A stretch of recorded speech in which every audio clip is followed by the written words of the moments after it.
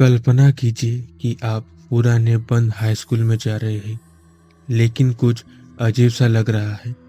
क्या हो अगर आपको जो गूंज सुनाई दे रही है, वह सिर्फ हवा की नहीं, बल्कि उन पूर्व छात्राओं की फुसफुसाहट हो, जो कभी सचमुच वहां से गए ही नहीं। आज हम ऐसे ही एक वीरान स्कूल में जा रहे हैं, जहां खौफनाक मुठभेड़ों की सच्ची कहानियां आपको उन सब बातों पर सवाल उठाने पे मजबूर कर देंगी, जो आप भूले बिसरे हॉल और भूतिया सहपाठियों के बारे में जानते थे। अमन एक यूट्यूबर है जिसे बचपन से ही भूत की कहानियां सुनना बहुत ज़्यादा पसंद था। इसी वजह से उसने भूतिया कहानियां कितनी सच होती है उस बारे में जानकारी निकालना शुरू कर दिया। अमन अकेले ही भूतिया जगह पर जाता था और उस जगह की लाइव स्ट्रीमिंग यूट्यूब पर करता था। ऐसा ही एक दिन था जब उसे गुजरात शहर से थोड़ा दूर वीरान स्कूल के बारे में पता चलता है, जिसके बारे में उसे पहले से ही बहुत सारी डरावनी अफवाहें सुनी हुई थी।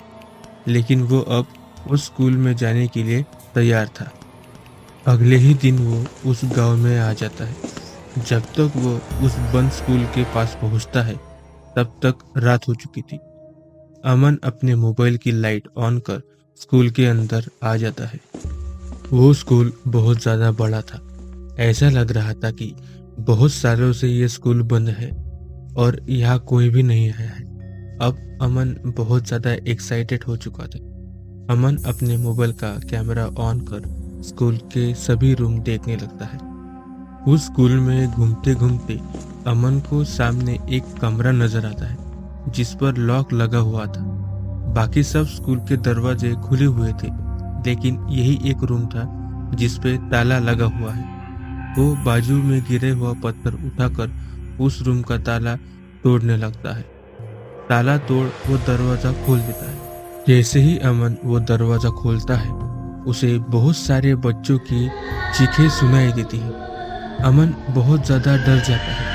डर की वजह से उसके हाथ से मोबाइल नीचे गिर जाता है। पूरे कमरे में अंधेरा हो जाता है।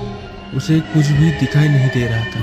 वो गड़बड़ी में इधर उधर भागने लगता है, जैसे कि कोई उसका पीछा कर रहा हो। उसे चिल्लाने की आवाज़ और जोर जोर से सुनाई दे रही थी। उसे कुछ भी दिख नहीं रहा था। उसका मोबाइल भी उसी कमरे में रह चुका था।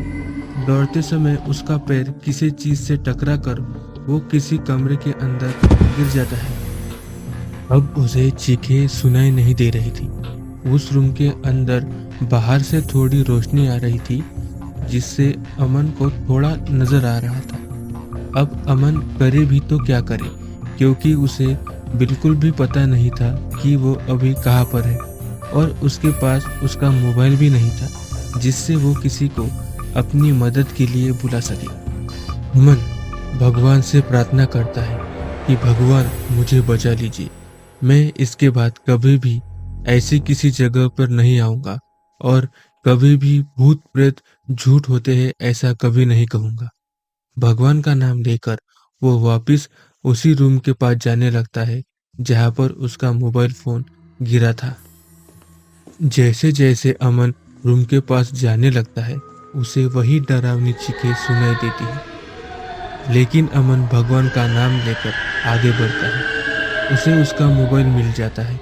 वो जल्दी से मोबाइल का टॉर्च जलाकर स्कूल से बाहर जाने के लिए भागने लगता है और स्कूल के बाहर आ जाता है।